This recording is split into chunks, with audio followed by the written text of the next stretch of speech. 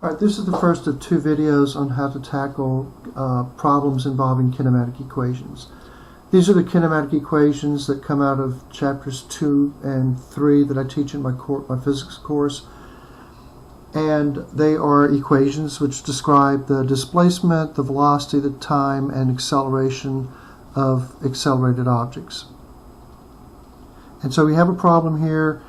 Find the velocity of an object which accelerates at 5 meters per second squared for 18 seconds if its initial velocity was 2.8 meters per second. And what I teach my kids to do is go through an algorithm, identify what they have. So we have an acceleration here, and except for the term here, I know it's an acceleration because of the units, meters per second squared. I have a time, 18 seconds, and I have an initial velocity, 2.8 meters per second. Again, I know it's a velocity because of the units. The units are all consistent, so after I identify which equation I need, you want to look at the units and make sure they belong to the same unit system, in this case the SI system. And so I have an acceleration.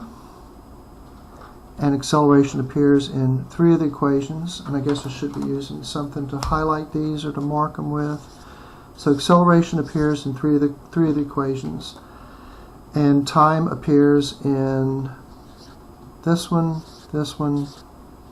and this one.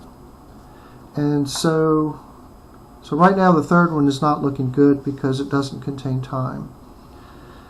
And find the velocity means we're looking for the final velocity, the velocity after the thing has accelerated. That's what the subscript final represents. And so I'm looking for final velocity. I'm going to put a square around the unknown. So this doesn't even contain the unknown. So that's not going to do me very much good in the algorithm that I suggest my students engage in.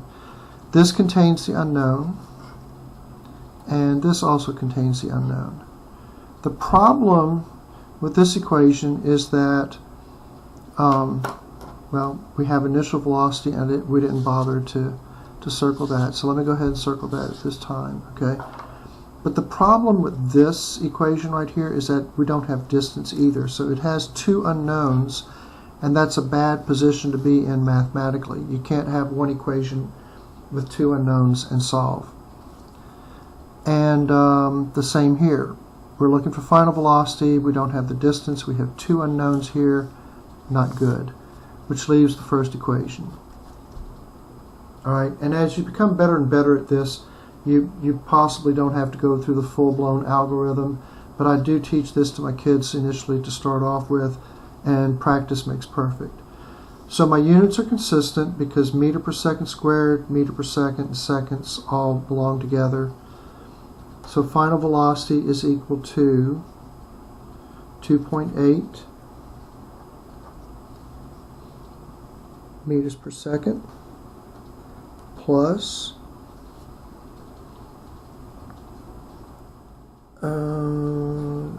5 meter per second squared times 18 seconds. And then I'm going to do a short unit analysis. So this second cancels one of these, and that leaves meters per second, which is a velocity. And I'm adding that to another velocity, which is good because I want to get a velocity measured in meters per second. So that's an example of a unit analysis. Very important to do, at least initially, the first time you do a calculation like this. Alright, so I'm going to get 2.8 plus 5 times 18, and I get 92.8 meters per second for my final velocity after having accelerated for this amount of time at this rate, starting at this speed. I will be going this speed finally. This is my final answer. Thanks for joining.